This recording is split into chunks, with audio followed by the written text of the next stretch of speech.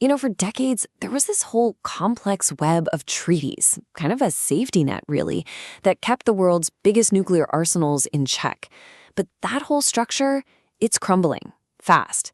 Today, we're going to break down how we got here, to the very edge of a totally new and kind of scary, unrestricted era. For the first time in over 50 years, the main guardrails that kept a lid on a full-blown nuclear arms race between the US and Russia, they're basically gone. This isn't some far-off what-if scenario. This is happening. We're walking into this reality right now. So what was the tipping point?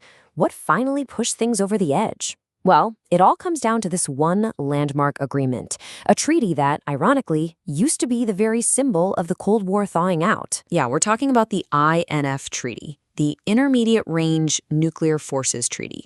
When Reagan and Gorbachev signed this thing back in '87, it was a huge deal. I mean, it completely banned an entire class of land-based missiles. These were the really destabilizing ones, right? The ones that could hit targets in Europe with very little warning.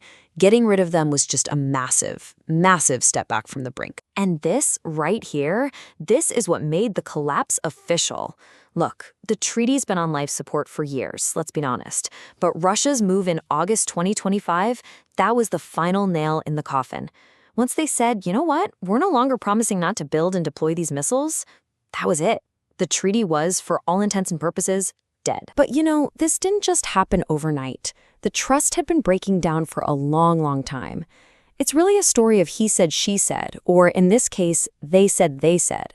The US actually pulled out back in 2019, saying, hey, Russia's been violating this for years. Russia, of course, denied it, and now, as they officially walk away in 2025, they're pointing the finger right back, citing all these new US and NATO missile systems popping up in Europe and Asia.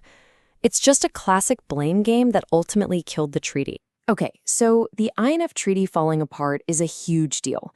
But here's the thing. It's not a one-off event, not even close.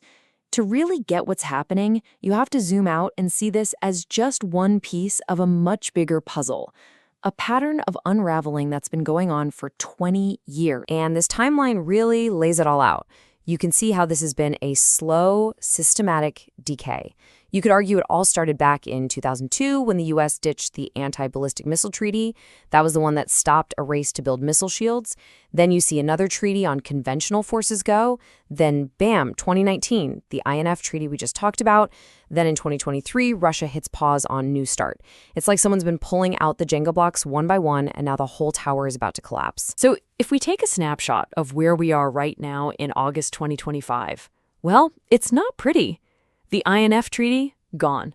New START, the last, and I mean the last treaty limiting the big strategic weapons, Russia suspended its part, so it's basically on life support. And at the same time, you've got new hypersonic missiles showing up in places like Belarus. The old phone lines for talking this stuff out, they're pretty much dead. That safety net we all kind of took for granted, it's completely shredded. All right, so that's the what and the how, but that leads to the really big questions, right? Why is Russia doing this now? And maybe more importantly, who's in the direct line of fire? So from Moscow's perspective, they're laying out a couple of key reasons. First, they're talking about strategic pressure.